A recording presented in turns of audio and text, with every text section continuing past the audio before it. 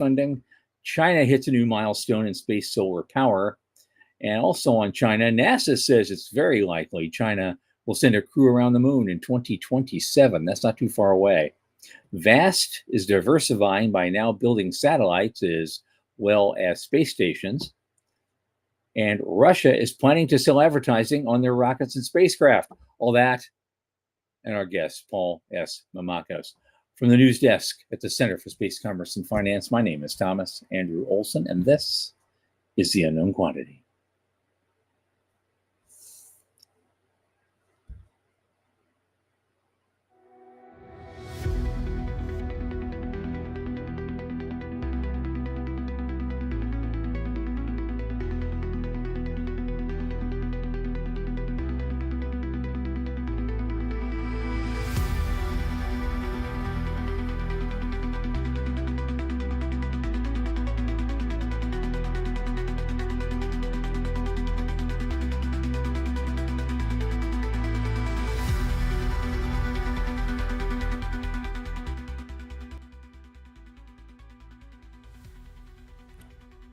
Okay, as you know, this program is brought to you by the Center for Space Commerce and Finance. What do? We champion and strengthen emerging space startups and space-adjacent enterprises worldwide through advisory, access, and advocacy. Pitch events and world-class boot camps fortify startups to be better investor-ready. Now, a lot of our work, especially this podcast, is supported by our listeners and fans like you. So if you just go to cscf.space/support and click that point-of-day donate button, a little in the tip jar each month makes a big difference. Don't forget to like and subscribe and tell your friends. And speaking of friends, my oldest space friend, Michael Lane, who either just finished the bread and wine sacrament or payday isn't until next week, is here with me. Michael, come on in. Howdy, how's things? Oh, okay. We both just missed a kind of a bollocks Starship launch just now. Yeah, you know, it is a new, as they say, it is a new launch pad and is a new booster, and so we're finding out right to the last second, literally, what things might trip it up. Right. And so, you know what, we'll better luck tomorrow, and right.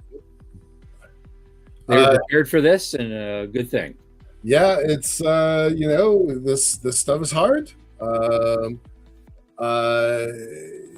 It's a little frustrating because, you want it to succeed. Everybody in the world is talking about SpaceX right now. So it's fun. It was, it gets your heart pounding a little bit faster. I saw one of our fans on the show. So Joe Pastrudo, I saw your comment just like zip past with everybody else's, so that's really fun. Hey, Sue, thanks for being here for the Space Frontier Foundation. We love those guys a lot. Ms. Veronica saw that message. See ya. Yeah. About time and best of luck. Yep. Let's get into it. Tons to talk about. Paul, thanks for being here. Appreciate it. We'll get to you in about 20 minutes or so. Hopefully we don't have any mic check problems, but thanks for being here. So here's the thing. I guess, it's interesting. I love Ars Technica. I'm their new best friend because they actually put their stuff out. They don't make you subscribe, for $100 a month or something. But they think they've identified the largest total addressable market in all of human history, as they say about this thing, because SpaceX has been around, 24 years? They've been very, very, close to the vest with their finances, and now they're opening their books for the very first time. And so that also, get a lot of, got a wide eyes going on. They had a 400-page S1 filing. Crazy. The SEC, and so and they could actually do the IPO as soon as June 12th.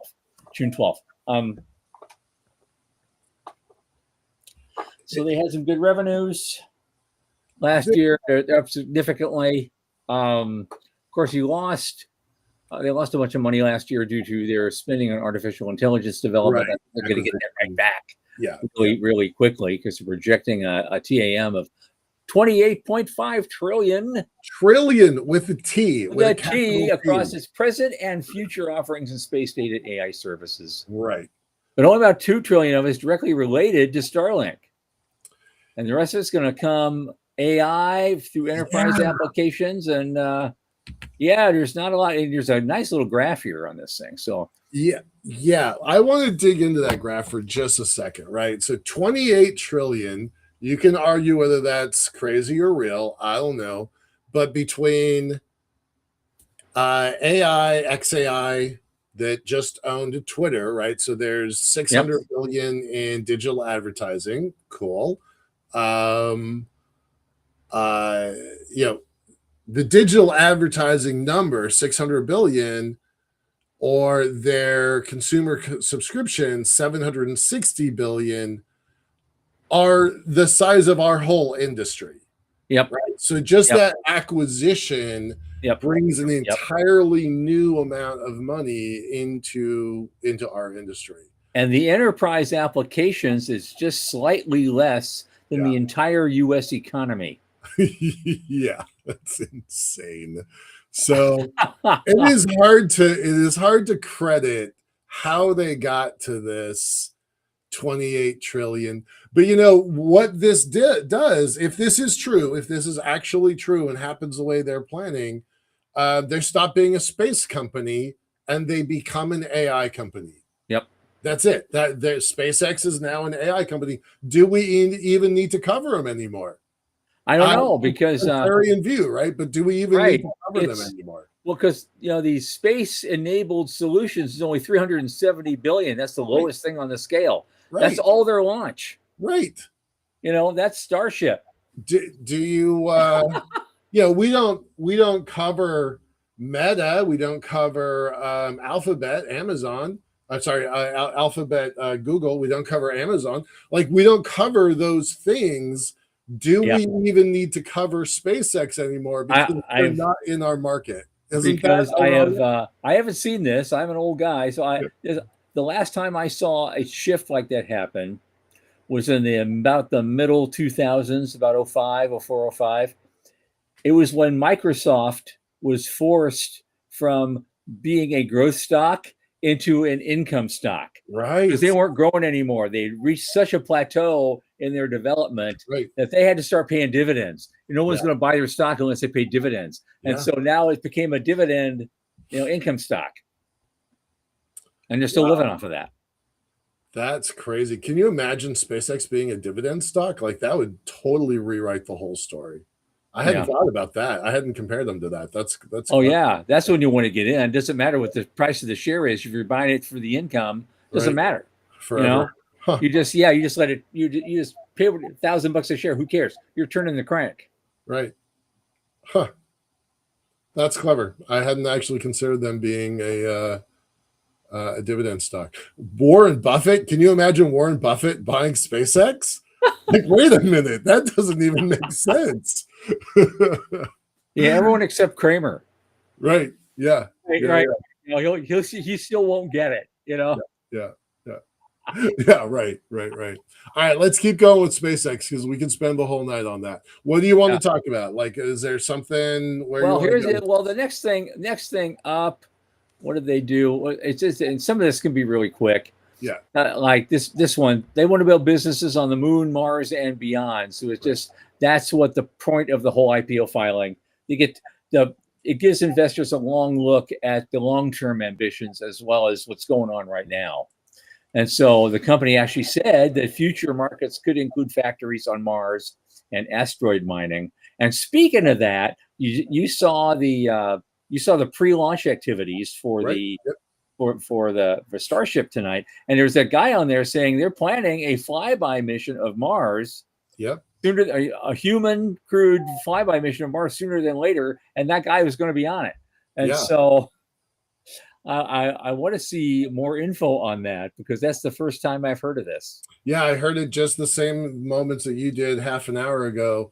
I've looked for news online about it, and so far, as of the start of the show, there hasn't been anything.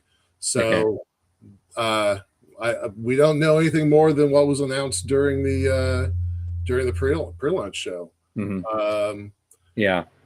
yeah. Well, the point is that this piece is that SpaceX wants investors to think far beyond just rockets and Starlink satellites. Right. And from that graph we just saw and all the other stuff they're announcing, it's launch is going to be the least of their concerns. Right, exactly. The rockets are the least of their concerns. Their business concerns. The rockets are the least of them.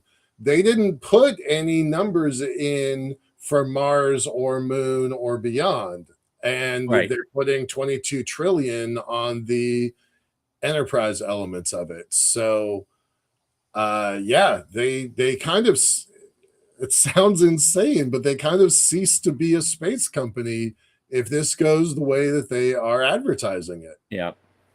And given that next little piece shows here, in addition to all the numbers that you've seen, they also have, they call eye-popping deadlines. Yeah, they're really setting deadlines for themselves. Yep. And there's some very aggressive ones. He says, I don't always hit them, but I get there sooner or later. That was in 2020. He said that. So his quote is, "Punctuality is not my strong suit." Right. I always come through the end. And so they want, but very quickly he wants Starship's first payload to be launched, paying payload second half of 26. The V3 deployment second half of 26. Acquisition of Cursor, yay or nay, end of October. Starlink mobile V2 launch next year.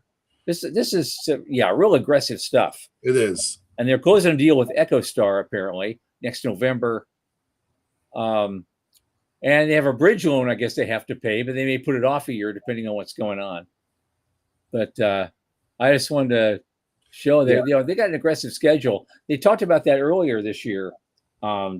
I mean, our big launch, maybe it'll happen tomorrow, but that's just the first one. And then, but almost the last quarter of the year is going to be almost stacked. They want to do like 6 of them. Yeah.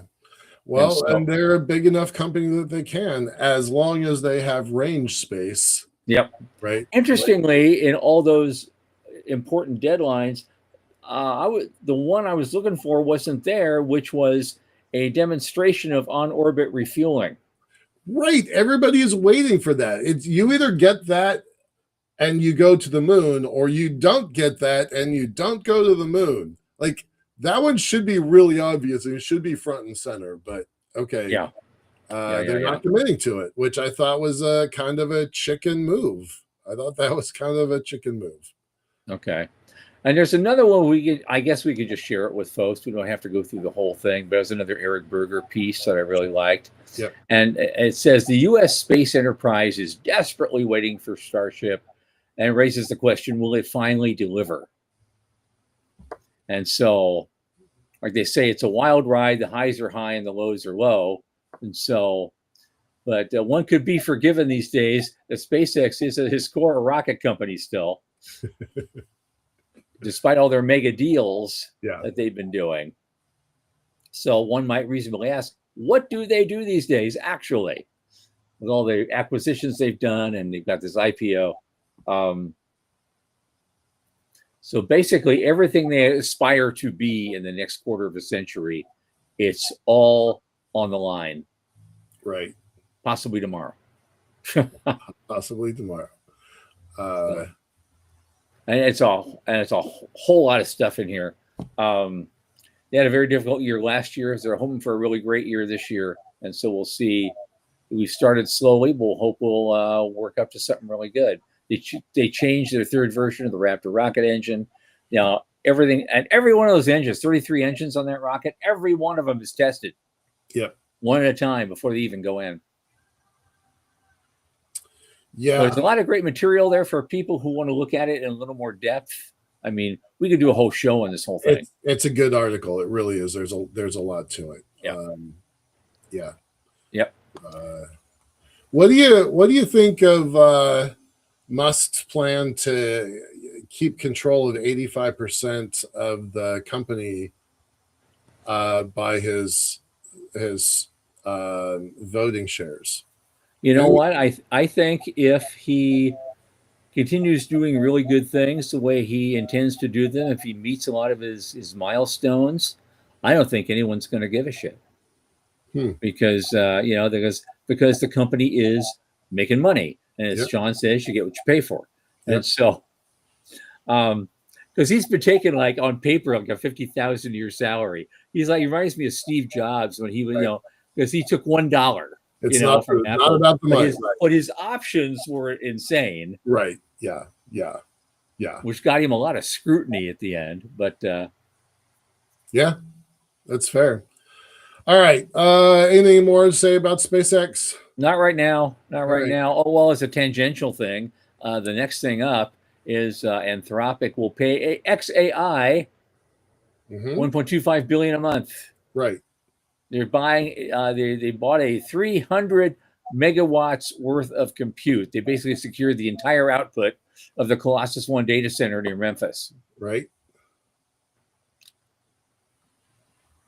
Yeah. So, that number by itself changes the number for the entire industry, right? We're always talking about that 630 billion or so, 650 for the industry, and this is a $15 billion deal. It's it's huge. This one deal moves the needle for the whole industry, and it was included in the S1 filing. Yeah, and so that was already in place. When they filed the SO, that's part of it. Part of the numbers. I mean, if you're trying to crunch the numbers, right, you got to include that. But yeah, they just sucked up the entire output of that one data center. I hope they're not having any brownouts in that part of Memphis right now, but we'll see. Next up, this seems so small now. This is like, speaking of lunch money. Well, right. Last week, this was a big deal. Yeah. Well, 5 years ago, this would have been a big deal. Right. A company called Tomorrow.io. They're doing a funding round for Deep Sky, and they just added 35 million to it. It was space and money. I thought I'd mention it just to say they're not the only game in town. There's other people doing stuff. Oh yeah. These folks have been in the news a few times. They're all about weather, managing weather and weather data. So good for them. Good for them. I could use it right now. So I could use that right now, and so could you. Right. Let's move to China for a sec. Yeah. Oh yeah, we got some stuff about China. Two things. Obviously, this is China news. They're hitting a new milestone in their space solar power project. They've been, we don't talk about that much, but they've been working on building a space solar power station capacity. And actually, it's a research team from Zhejiang University in their Shanxi province. And so they call it the Sun Chasing Project. And they developed a ground-based test system for wireless power transmission. And again, the system achieved a wireless power transmission efficiency of 20.8% from direct current to direct current over a distance, 100 meters. Yeah. This is the biggest problem that I knew you were going to say this. Space solar power, delivers, and we still have this problem. It's a dirty little secret that no one wants to talk about in these circles, especially our own. The efficiency of you got to put 500 watts in at one end, and maybe you go 100 kilometers and you'll get 5 watts out the other end. So that's still they're still having the same problem that our cohorts in the States are having. Well, and also welcome to the party, pal. Right. Also the 100 meters, like that was island to island in Hawaii, right? So which was 30 years ago. Yeah. So it's like, okay, cool, good job, keep up the good work, keep going this direction. I do think it's interesting, though, that if you look at the link of this is China's national news, and this is their English propaganda channel. Oh, So, absolutely, yeah. absolutely. So, consider So what it is. if they're going to admit their faults right there on the English propaganda channel, what does that tell you? Yep. Because that little tidbit ties right into what I've been yammering about for years. So I'm still not wrong. Yep. That's what they're going to say on there. They're going to say in the next article, Olson, not wrong. Yeah, that Ego. would be the headline. Wouldn't it be nice? Yeah. All right. Next one. China Here's the likely big to deal. send a crewed mission around the moon in 2027. The NASA administrator was talking about that just the other day. Yeah, Yep. here. Isaacman said here in Washington at the IAA Ascend 2026 space conference, the next time the world tunes in to watch astronauts fly around the moon, which will likely be sometime in 2027, they will be taikonauts, and America will no longer be the exclusive power to send humans into the lunar environment. Yeah. So hopefully that will get somebody's attention, right? Absolutely. Yep. Absolutely. Yep. And he did have some comments. I didn't include this link. He had some comments at another event. He basically called just the other day, he called on the space industry to move with urgency and focus.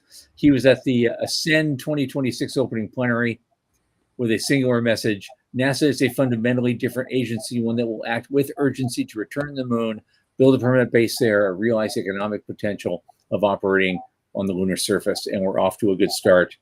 But it's only just begun, and we just need to go straight to it. He didn't pull any punches on his assessment of NASA's loss of focus in the intervening decades. So they grew distracted trying to please everybody. Yeah. And so either programs became too big to fail or too costly to really succeed. Right. And so he's just laying it on the line. So it's focus, and the private sector development is really going to make a big difference. I mean, we've been saying it for 25 years, and some's finally listening. So that's I know nice. it.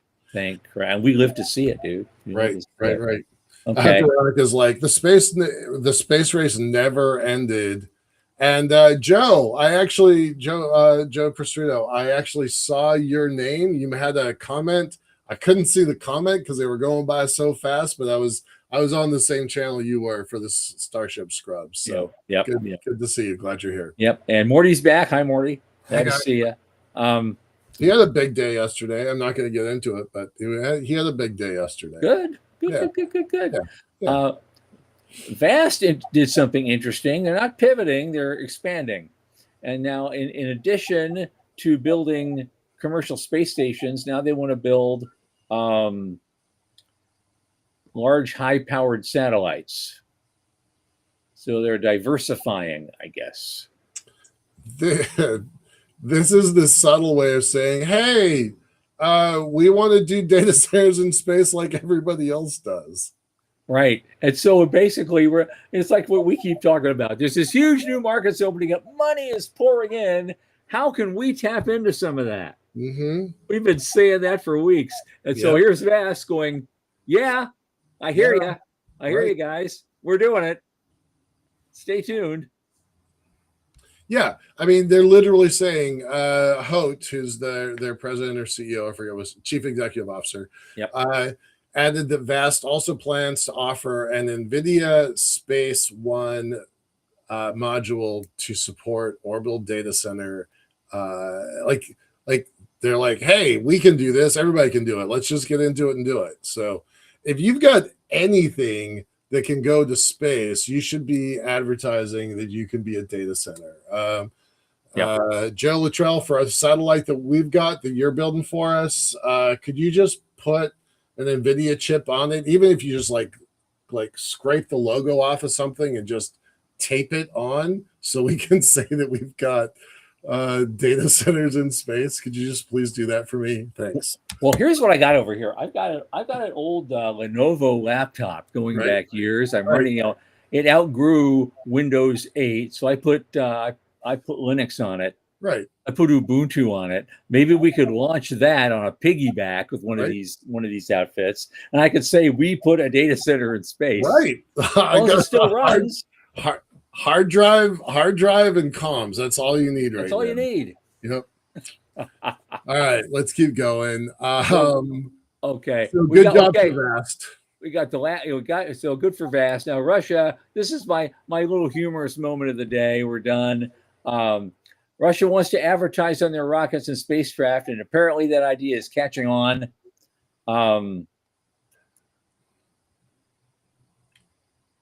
But it's also a kind of an assessment going, well, maybe their figures probably aren't great for their industry right now, so they're trying to boost it a little bit. Right. But that's so funny. Advertising in space. We have been talking about this for 25 years. We've been saying, dress these things up like NASCARs and launch the damn things. Oh, well, all those images that came out back then, early 2000s, they're always showing the shuttle with a bunch of stickers all over it. Yeah. That was that idea had been around for a long time. Yeah. I suggested something like that back when I was writing about the Colony Fund initiative back in '99. So I had pictures like that, on the website and in the written materials. So that idea's been around for a while. Yeah. All right, let's go. Hey, Doug, good to see you. Thanks. Oh, yeah, just in time, Doug. Just in time. Okay. So let us move on. Let me get to my script here. I got things that we're going to talk about today. Oh, God. Boy, do we have a guest for you. Very interesting guy. Our guest tonight is Paul S. Mamakos. I think it's how it's pronounced. He's the founder and CEO of Space Ocean Corp. He's a 20-year plus entrepreneur with a focus on orbital logistics, water transport systems, on-orbit servicing, and building the logistics and resource infrastructure for a permanent human presence in the high frontier. So, Paul, welcome.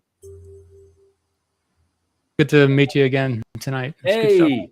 Good seeing you. Good seeing you. Absolutely. Here's what we usually do. This I think it's your first time on our show.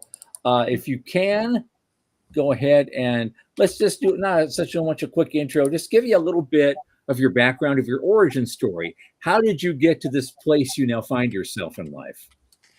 Yeah, I've always been a curious person. And when I was in high school, I would go to the library at school and look through the different NASA books, just like to look at the different pictures and the concepts. So all from when I was a kid, I liked looking for meteorites or stuff in the woods.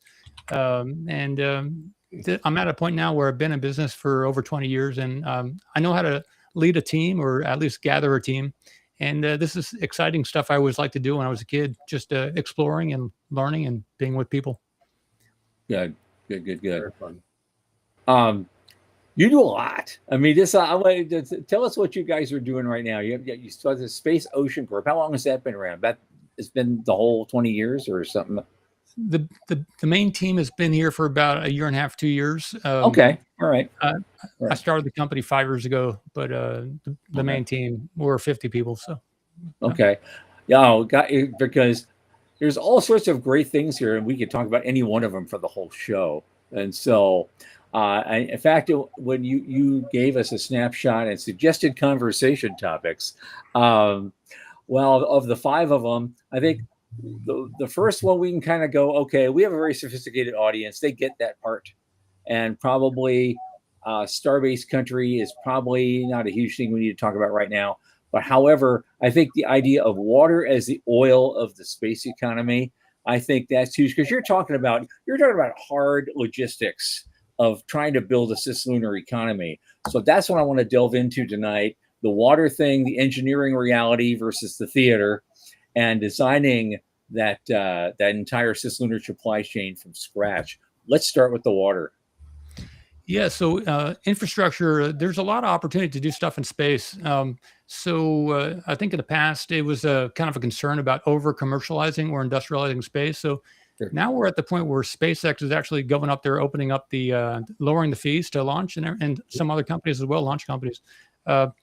if we're going to make concrete or cement, or if we're going to have life support, we're going to need oxygen, and we're going to need, if we want to stay clean or do a bunch of different stuff in space, grow food, we're going to need water. So we're developing like the different types of spacecraft that could transport fluid. I know Orbit Fab has done some of that as well.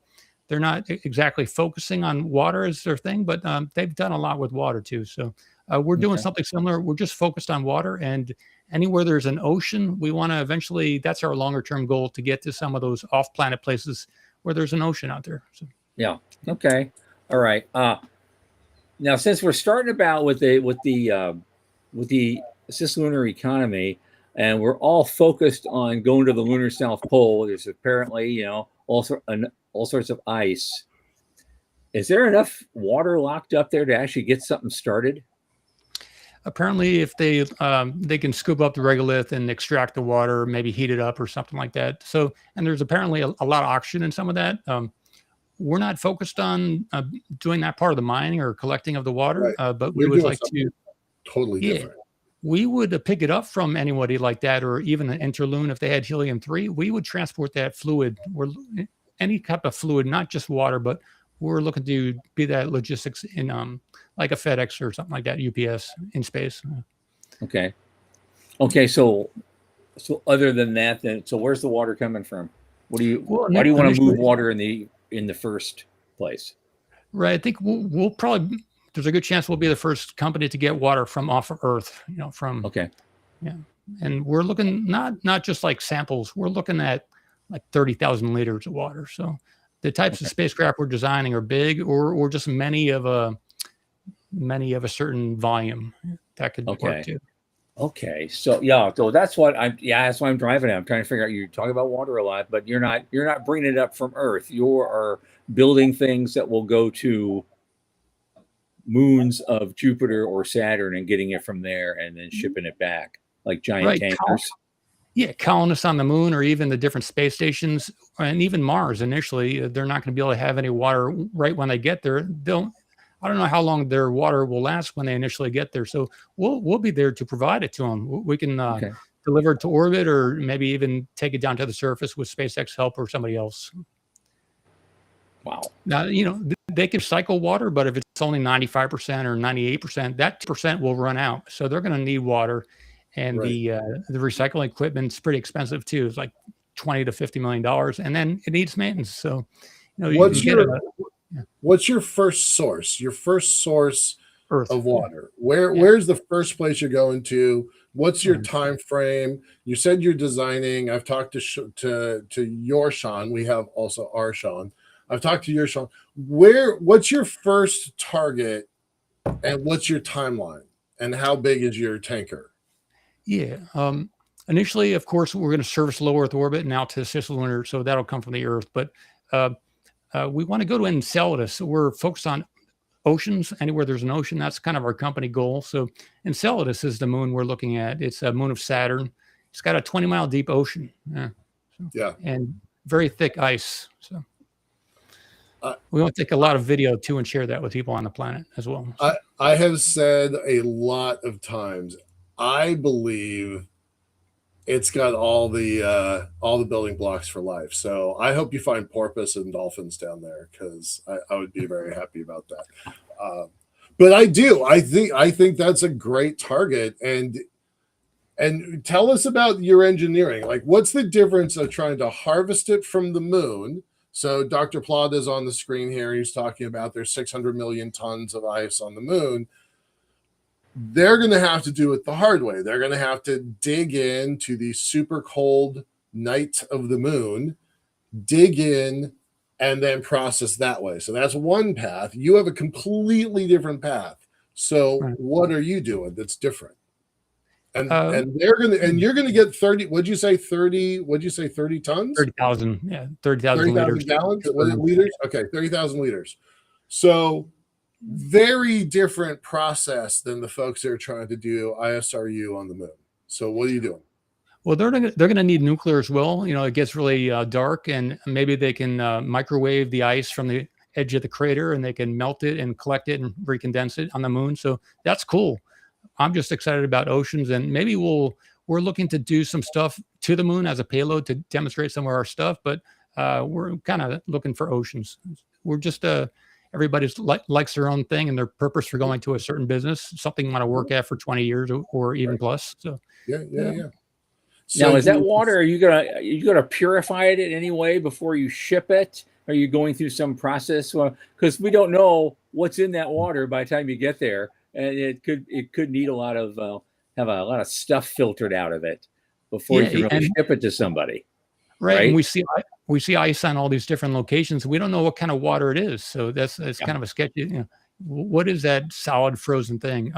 We did we did a collaboration with Texas A&M with some of their capstone students for a silver biocide. So we're looking to have that according to the NASA SWEGs. They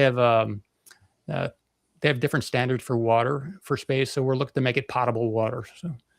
But the water or the ocean on Enceladus is it's salty. It's a lot like Earth's water. It has also deuterium in it, apparently. So we'll see how it all turns out. But deuterium, I didn't know that. That's pretty cool. So you're just gonna land there on the icy crust, drop a straw down, and pull it up, suck it up. Yeah, there's different ways we could do it. We've looked at some of the different ways to do it. I'd have to get in that spot. I have to think about that part of the thing. We've looked at many things in that thing. Okay. Yeah.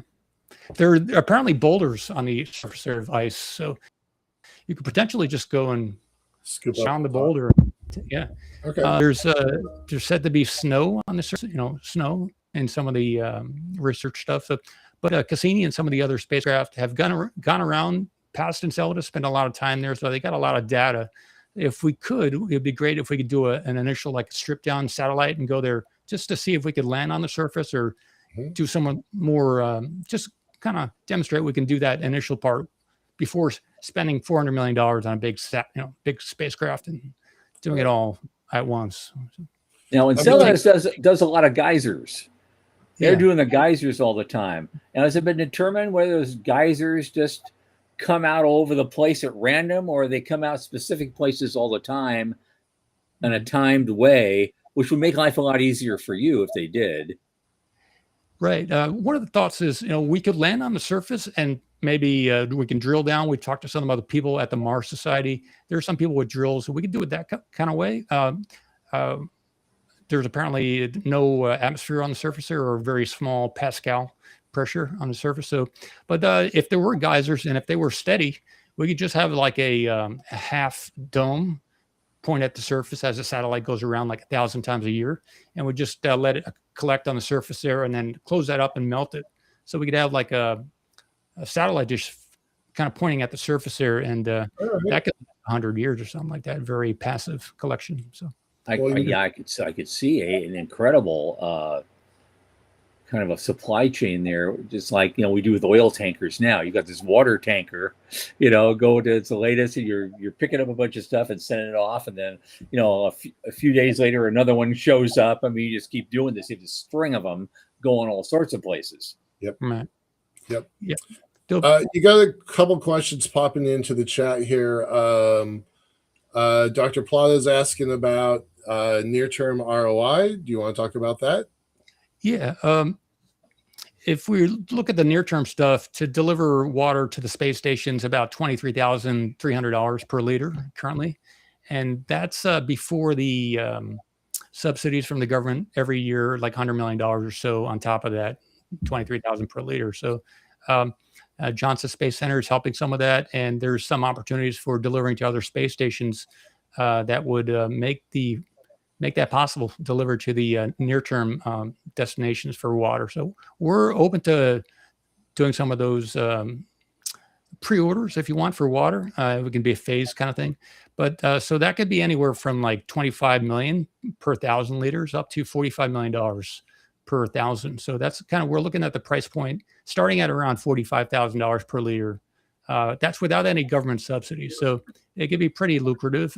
You got to factor in that a satellite costs a certain amount of money, and then there's a lot of insurance, and even the launch cost is about $1.6 million. So there are different factors, and assuming the spacecraft makes it and doesn't blow up or anything, you can make some money doing it. Out to Enceladus, It's about a 6-year journey with today's propulsion.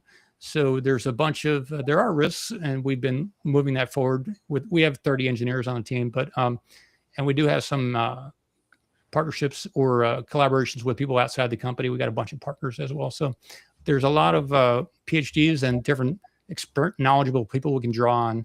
A lot of people want to go to Enceladus. It takes a while to get there, and the European Space Agency wants to go there as well. So, but it has to. You have to send the spacecraft out that way if you want to go there. You can't just keep talking about it. So, it is on the decadal survey. The Enceladus is kind of at the top of their list, maybe number 2.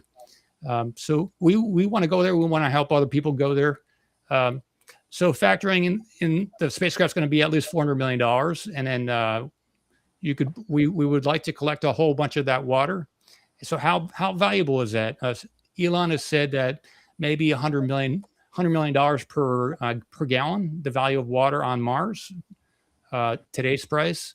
In the past, he said $1 billion per gallon. So the price of water at those far away destinations, the sample return from Mars has been valued at $10 billion for like a 40 liter amount of soil from Mars. $10 billion for 40 liters of volume. And then they even had like an $11 billion value for that. So if we look at all that, we're looking at maybe $26.4 million per liter is what we would start at the price from Enceladus.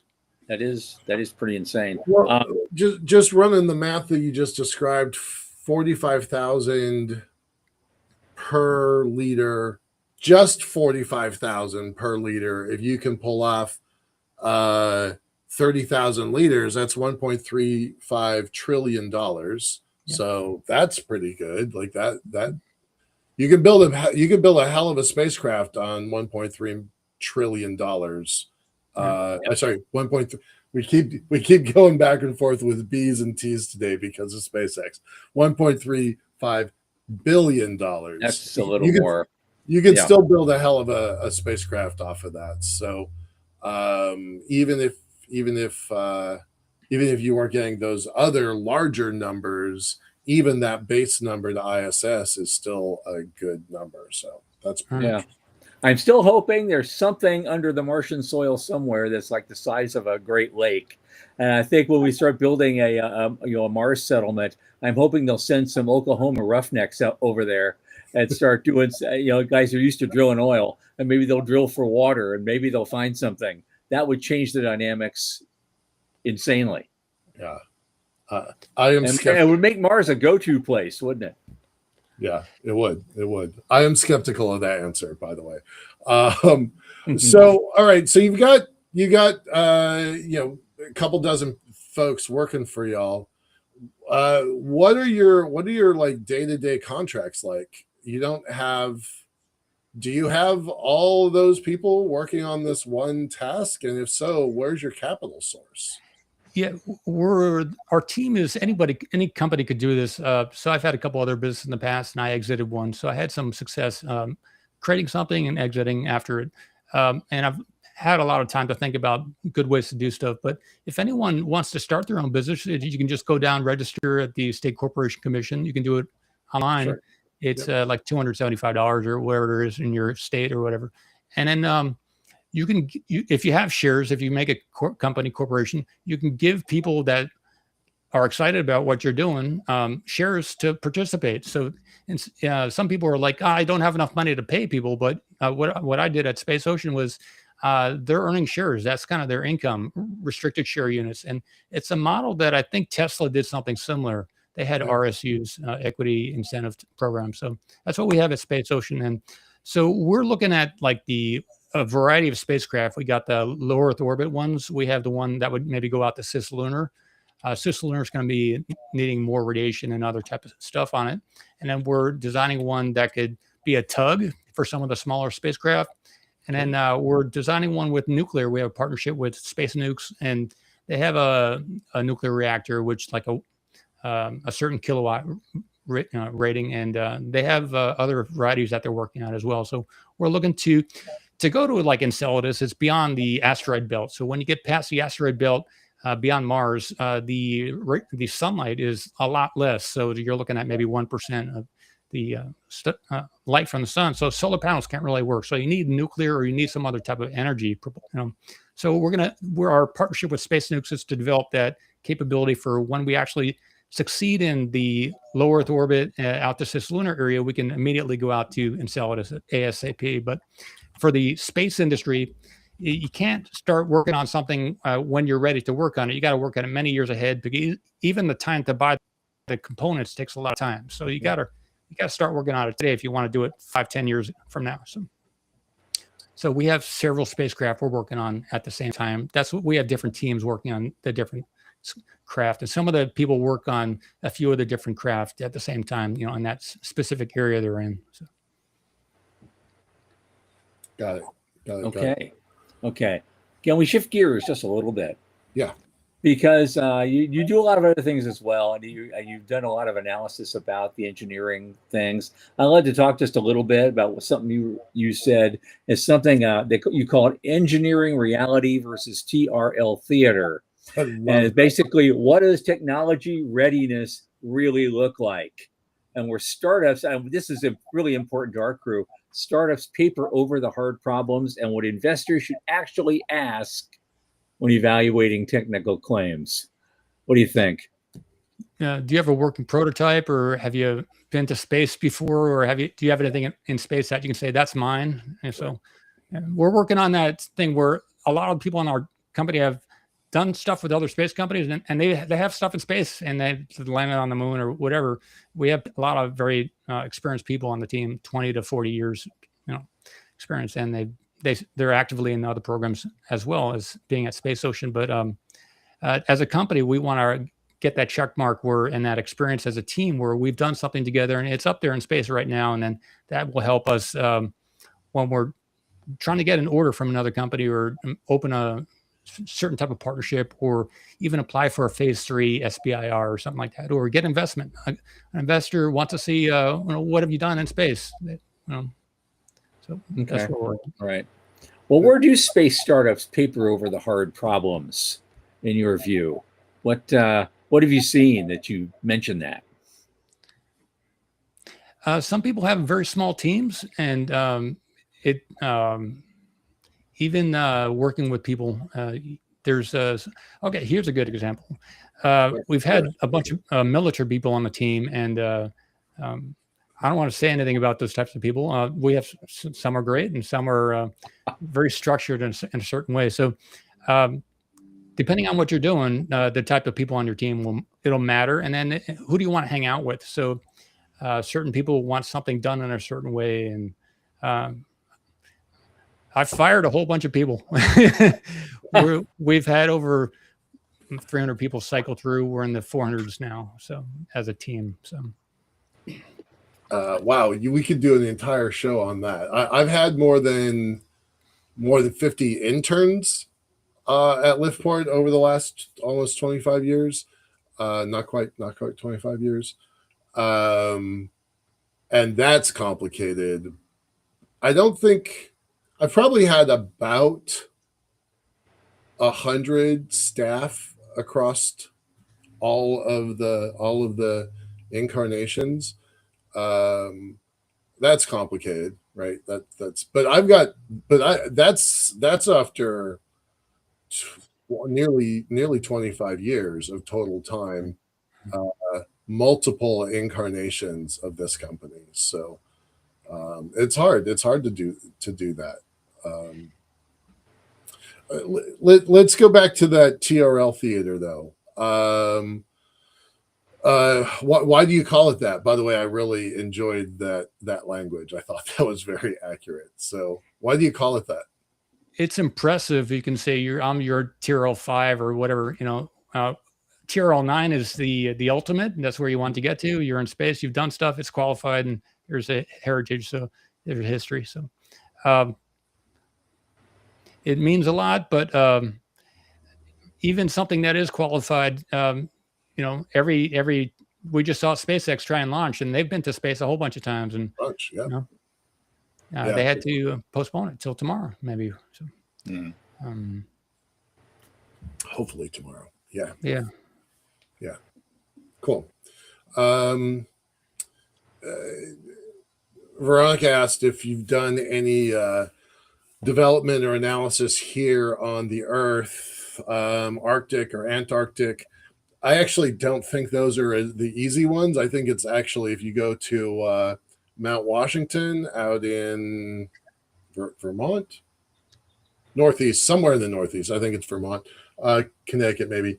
Have you done any testing of your systems, live in super harsh environments, super cold environments? Not yet. We want to. It costs about $50,000 to go to Antarctica, so there's a cost. Yeah. There's a cost. Yeah, we were looking at Alaska like a month ago. But we're looking at our options, and when it's the right time to take the equipment out that way, we will for sure. Yeah. Okay. The reason I always talk about Mount Washington, and so far as I know, no space company has gone to Mount Washington, but it's got some of the coldest temperatures in the world, and it's a hell of a lot easier to get to than the Arctic. So it's a hell of a lot easier than the Andes or the Himalayas. So yeah, it's pretty rough up there in the New England area. So and it's a lot less expensive. We are going to do our testing at Mount Washington. So I'm just going to give you that as a freebie if you need it. I appreciate it. I'll look into that for sure. Yeah. Well, one of the things that really excited me was reading your material is that you mentioned the word containerization, and that is a big topic for us. We just love it. And we kind of broke that on our show about a year ago. But the thing is, you talk about Peril, you have your own ideas, and I love to hear them. Give us a kind of a systems level walkthrough of orbital logistics. How does fluid transfer really work in microgravity? What will the short-term economics be of say satellite servicing, and what that orbital depot network could look like, say, in 15 years? Cool. Containerization is the idea that in shipping, when they had the standardized sizing and everything else, then they could the different ports could easily offload and unload the different stuff, and the ships could have a spot for their stuff. So in space, we're looking at different ways to standardize even the connectors.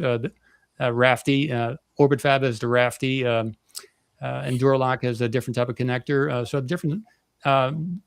When you, if you're in Europe, you have a certain type of plug for your electronics. You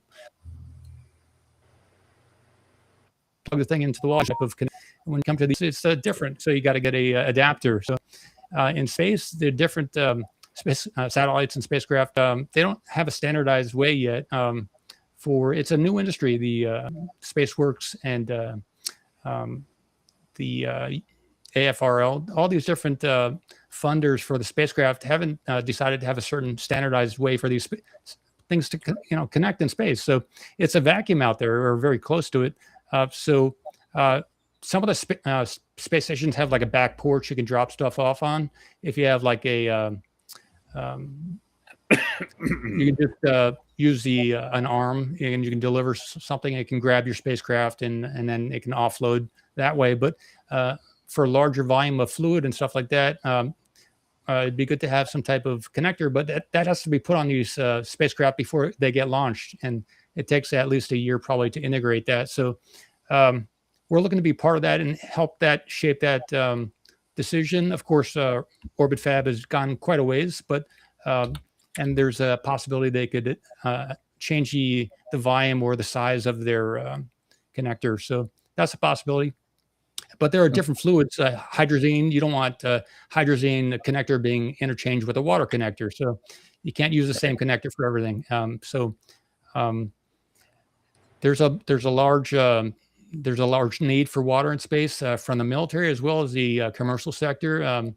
If people want to go up for a vacation for 2 weeks on a VAST or Starlab Space or one of the other Orbital Reef or one of the different space stations or tourist places, they're going to probably want some water. If for the price of water, if you were on the moon, water would be so expensive that could you even have a bathtub on the moon? How expensive would that be? So we're looking to enable that and work with all the different space companies as much as we can, even internationally, to be part of that and make it more real for everybody. Okay. Just interesting. Just one more thing. I know because we've all talked about Elon tonight. One of his goals with Starship Block 3 this year is to actually do a demo of on-orbit refueling. What challenges do you think he faces? Well, today they revealed the two new spots on the Starship where that they can interface and connect the two different starships. So that was pretty cool. Yeah. They want to have like 1,000 starships up there, just to refuel one of them to go to Mars. I don't know if that's still current, but they were looking at, and maybe as they increase the size of the starship, then they need less of them to do the one trip to Mars.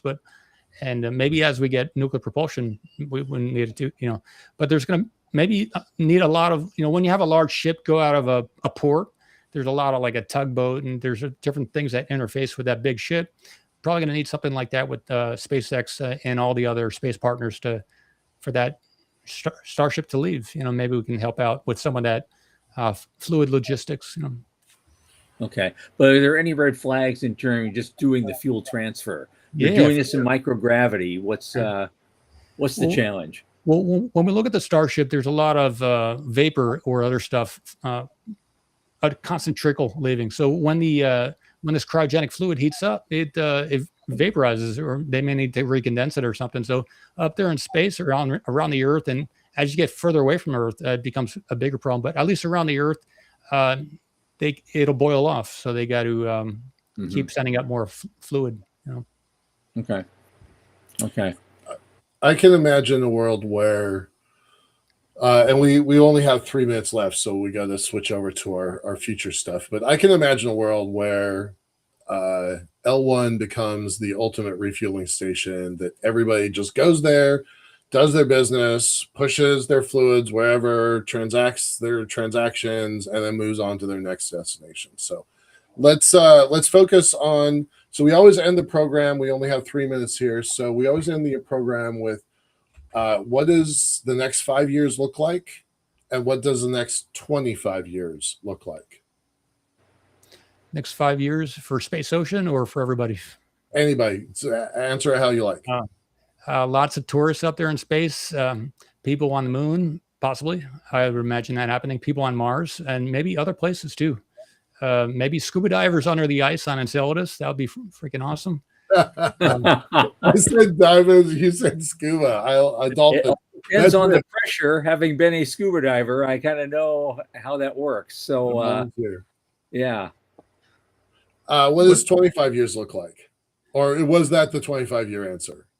That was maybe the 10-year. 25 years, maybe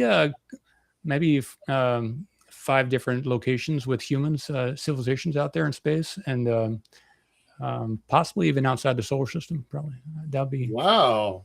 Well, that's huge. That's the first time we've heard that one. Actually, I love that. I know some guys working on a warp drive, but I don't think they're going to have their first test until 2050 at least. Right. Yeah. So, yeah, I love that. Five places. So Earth, Moon, Mars. An asteroid, Enceladus? Is that what you're thinking? Sure. Oh, you mean for those civilizations? Yeah, people. Maybe Moon. Maybe one of the other planets. All right. So which 5? Neptune? Earth, Moon, Mars. That's easy. Where are the other 2 sites? Neptune, maybe. Okay. I don't know where else. We'll have to see. All right. It'll be anybody's guess by then, and I'm sure I would say asteroids, and I think you could convince me of Venus. Maybe you could convince me of Venus. Yeah. All right. Well, thanks. Yeah. Wherever the water is. So Sean, our producer, is like, wherever the water is, that's where we're going to have people. So that's it. That's exactly right. That's the answer. Paul S. Mamakos, founder and CEO of Space Ocean Corp. Thank you so much for being here. It's been a very, very delightful conversation, very informative. I hope we'll have you back again sometime. You're welcome. And look forward to seeing what you guys continue to do. It's good stuff. Thank you. Thanks. Okay. Thank you. See you soon.